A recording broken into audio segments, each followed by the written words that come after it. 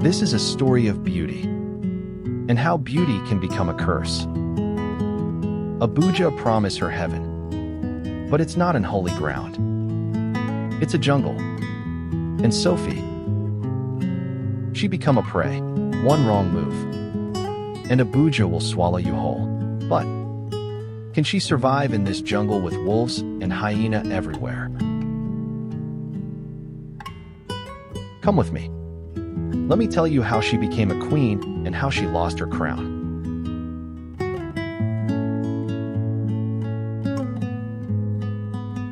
In the cool hills of Jos, where the air smells of pine and fresh earth, there lived a young Sophie, 17 years old, very beautiful and endowed, always dreaming of a life beyond her father's farm. She always aimed big.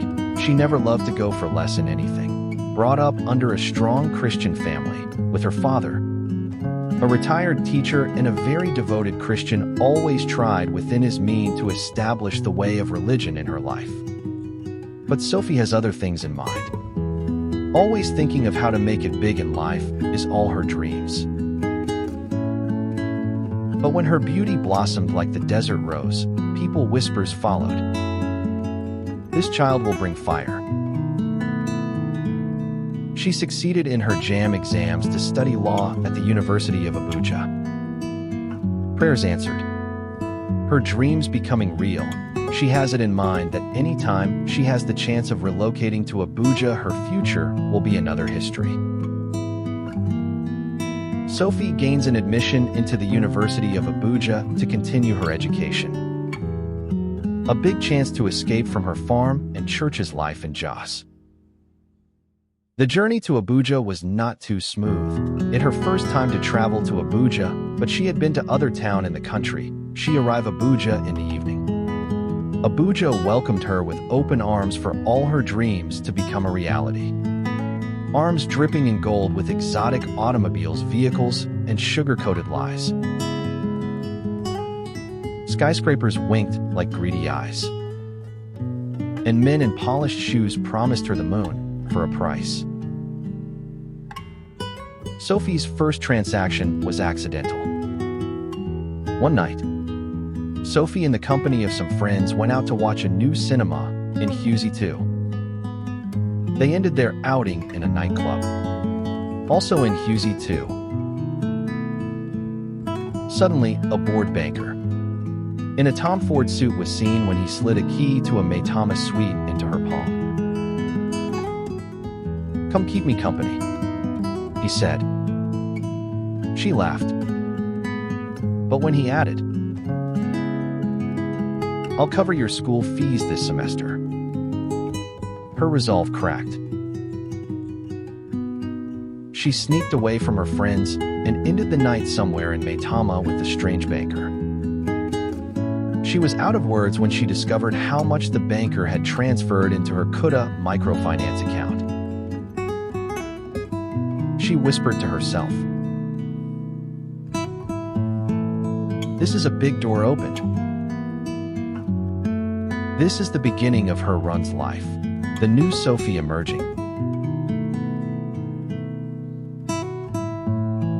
Her university hostel in Gwagwalada became a trap as she made all appointments around the hostel before jumping out with the highest bidder. Girls in neighboring rooms always banged walls when Sophie's visitors overstayed. Sophie's yelling won't let them rest. She's used to bribing the security guard, Nkechi, with perfumes and biscuits to turn a blind eye on her run's activities. Omalicha, Nkechi teased. "You and your awuf men." Sometimes, whispers from the gossips followed Sophie to lectures, girls talking to themselves quietly. See her, the one who sells her body for an iPhone. Sophie cared less of gossips. She ignored them totally. One thing she always console herself with is, "I'm too poor to listen to them." She has the lists of everything in her little diary. She listed the names of all the school gossips and men in her life. Everything that involved her is jotted in the diary. One night, when she was bored in the hostel with nowhere to go, she used the opportunity to compose her run's price tags and label it. The price list. Then she continued reading to herself. 20,000 naira for a night generally. With politicians. AIDS. Quick, transactional. 40,000 naira. 50,000 naira for each night, depending on how many nights to make the weekends. Weekends with married businessmen, it's always accompanied with many goodies. Free trips. Holidays. Shopping sprays. By the time Sophie lay her magic and seductive hands on them with a cup of champagne, they'll begin to talk bad of their wives. How she jealously made life uncomfortable, but while with her Sophie, she gives all. A remorse and tearful confessions of different men. Sometimes wives too need to understand their husband. What am I even saying? She immediately responded herself. How will they come to me if they are happy at home? Wives, please continue to make life difficult for your husband. I will always help you out with their maintenances. After saying this, she bursts into laughter saying, Sophie, you're sick. Then continued, 200,000 naira plus for a night for the VIPs. Special clients. You can do anything with her in as much as you pay the bill she demanded of your service. One night, while at the club with the company of her new friends, someone tried to take her out for the night, but she refused him. Until Emeka, an American Ritterney, high on Colorado weeds, pinned her wrists and hissed, I own you tonight. Bills of hundreds of dollars notes landed in her hand. Normally, she charged double for those nights. She never knew or aware of the word boomerang. Sophie now dined and wined with the Brotherhood of Wolves. The who is who of Abuja.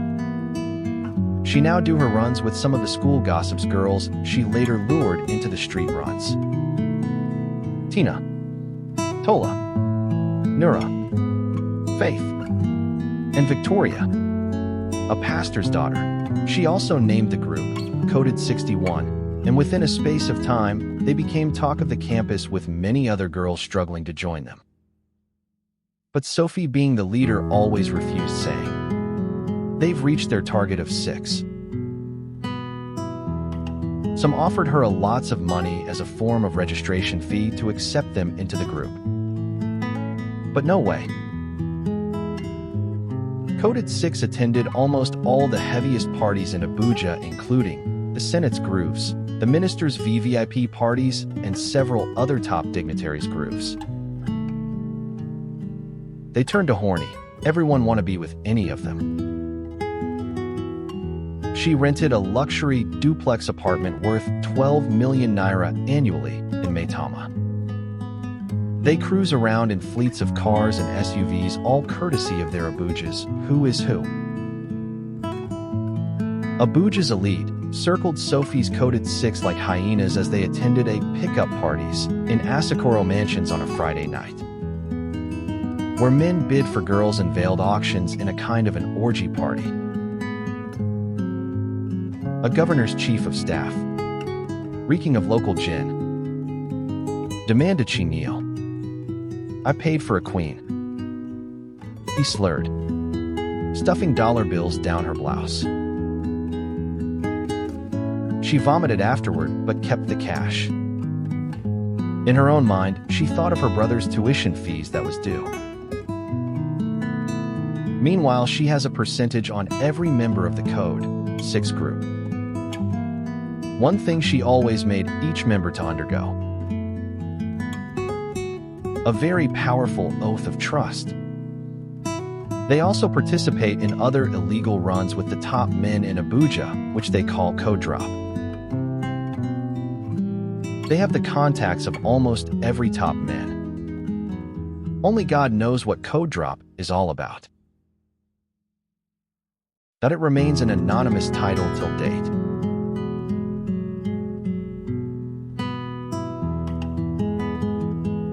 Sophie's life lessons and redemption after been to hellfire.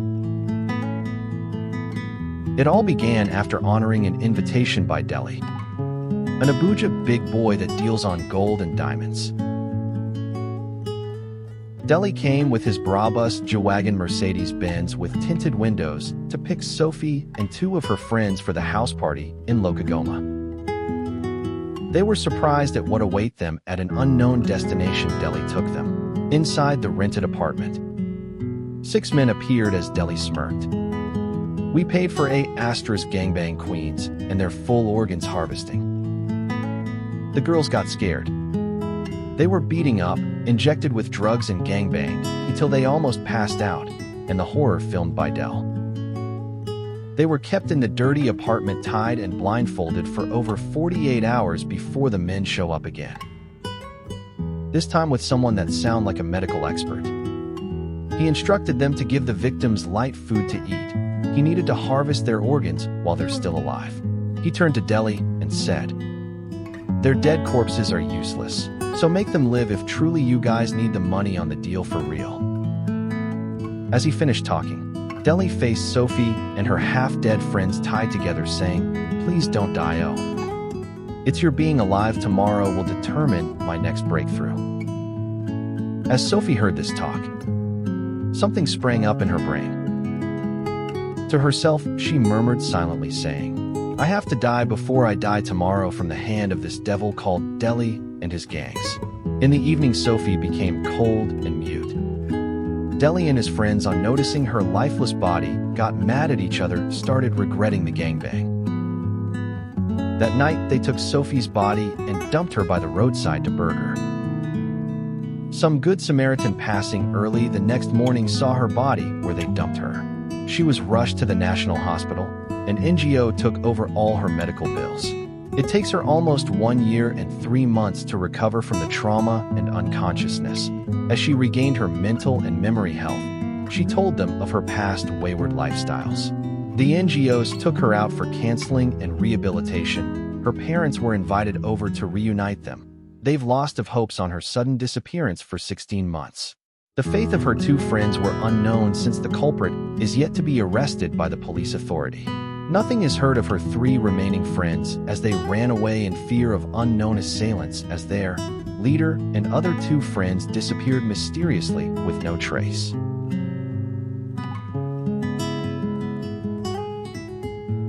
Rebirth. She was reunited with her parents. Her father couldn't control the joy. He bursted into tears. Sophie traveled back to Jos with her parents for more care and attention. She returned to Abuja after fully recovered. She joined the NGO that saved her life as a volunteer on Initiative's campaign against prostitutions. On a certain morning, Sophie accidentally saw Delhi's friend and partner in crime that harvested her 2 friends' organs. Without making him look suspicious, she called her NGO. Within a twinkle of an eye, they stormed the place with police authority. He was arrested, later confessed of committing the crime. Delhi and the rest were arrested. Delhi fainted in court on citing Sophie as she was assumed dead and her body dumped.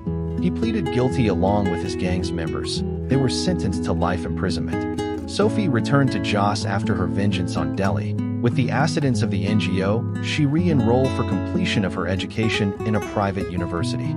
Sophie, after her graduation, was so lucky to secure a job abroad. She got married abroad with 3 beautiful children. She also established an NGO initiatives to support vulnerable female girls.